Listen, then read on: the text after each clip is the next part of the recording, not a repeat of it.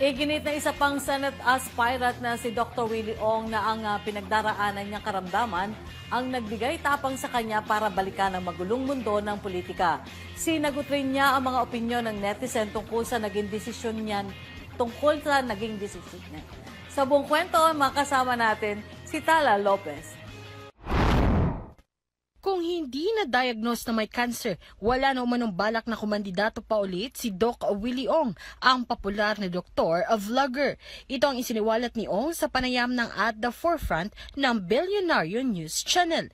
Ayon kay Ong, batid niya ang opinyon ng mga tao sa kalagayan niya, kung saan binigyang diin nito na masaya siya na ilaan ang natitirang buwan o taon ng kanyang buhay sa pagsisilbi sa sambayan ng Pilipino, partikular ang mahihirap na kababayan.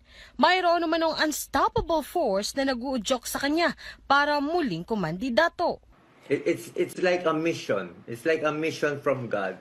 Other people cannot understand it, but I feel it really inside my bones, especially what is happening in our country. You see all the factions, all the noise, all the trolling everywhere. So all of these really contributed to my decision to run. Habang kinakapanayam ang tinaguriang doktor ng bayan na kasalukuyang nasa Singapore para sa serye ng chemotherapy, patungo naman sa Manila Hotel ang kanyang misis na si Doc Aliza Ong para ihain ang Certificate of Candidacy ni Doc Willie para sa pagkasenador, kung saan maluha-luha si Mrs. Ong na iprinisenta sa media ang official COC ng kanyang mister. Council na po ang sasagot si Attorney Gilbert Daweng.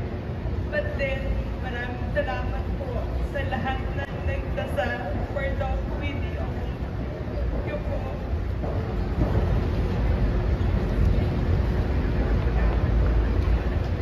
Sa tingin ni Attorney Gilbert Lawenco, ginising ng cancer at ng advanced healthcare system ng Singapore ang advokasya ni Ong na iporsigi ang pagsasaayos ng pangangalagang pangkalusugan sa Pilipinas.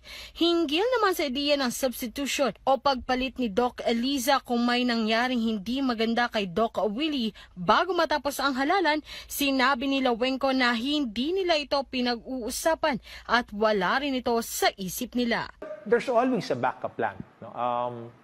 But on an intellectual level, as a lawyer, legally it is possible because under the rules that were set out by COMELEC, if anything happens, knock on wood, then there is the possibility of substitution legally until midday of May on the election day itself. It just depends when. So legally it's possible. And all political strategists on an intellectual level always consider that. We never spoke about substitution. It's the farthest thing from our mind because Doc Willie has faith that he will beat this and he will win. No? So on a personal level, we've never discussed this. I've also never discussed this with Doc Lisa. No? I think it would be very awkward to discuss this with Doc Lisa and tell, Doc, what if Doc Willie dies? So it's something that I'd rather not go into.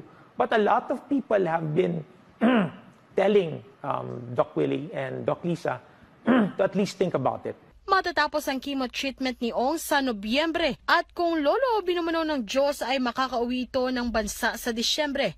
Pebrero magsisimula ang campaign period para sa midterm elections sa Mayo ng susunod na taon. Para sa Kwentong Politiko.